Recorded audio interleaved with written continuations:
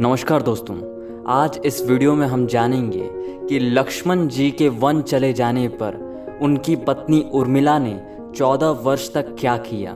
तो चलिए वीडियो को शुरू करते हैं। रामायण में बताया गया है कि भगवान राम, लक्ष्मण, भरत और शत्रुघ्न के जन्म के वक्त भगवान राम, भरत और शत्रुघ्न अन्य बच्चों की भांति कुछ देर रोने के बाद चुप हो गए थे, लेकिन लक्ष्मण रोते ही रहे। फिर उसके बाद जब उन्हें भगवान राम के बगल में लिटाया गया तब जाकर उनका रोना बंद हुआ। तब से तो हर वक्त भगवान राम की परछाई बनकर ही रहे। जब राजा दशरथ ने भगवान राम को 14 वर्ष के वनवास का आदेश दिया तो लक्ष्मण ने भी अपने भाई श्री राम के साथ वन में जाने का निर्णय लिया।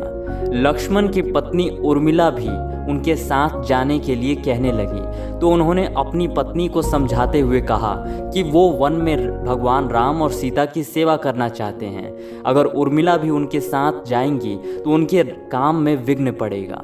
उर्मिला ने दिल पर पत्थर रखकर लक्ष्मण जी की ये बात मान ली और वो उनके साथ नहीं गई।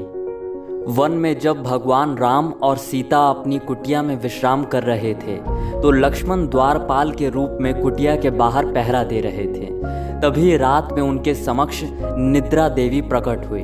तब लक्ष्मण जी ने निद्रा देवी से वरदान मांगा कि उन्हें 14 वर्ष के लिए नींद से मुक्त कर दें। निद्रा देवी ने लक्ष्मण को वरदान दे दिया, लेकिन साथ में ये भी शर्त रखी कि उनके हिस्से की नींद को किसी ना किसी को लेना पड़ेगा। तब लक्ष्मण जी ने निद्रा देवी से निवेदन किया कि उनके हिस्से की निद्रा उनकी पत्नी उर्मिला को दे दी जाए। कहा जाता है कि निद्रा देवी के इस वरदान के कारण ही उर्मिला 14 वर्ष तक सोती रही थी और लक्ष्मण जी जागते रहे थे। कहते हैं वनवास से अयोध्या लौटने के बाद जब भगवान राम का राज्याभिषेक हो रहा था तो उस समारोह में उर्मिला भी थी, लेकिन वो नींद की अवस्था में थी।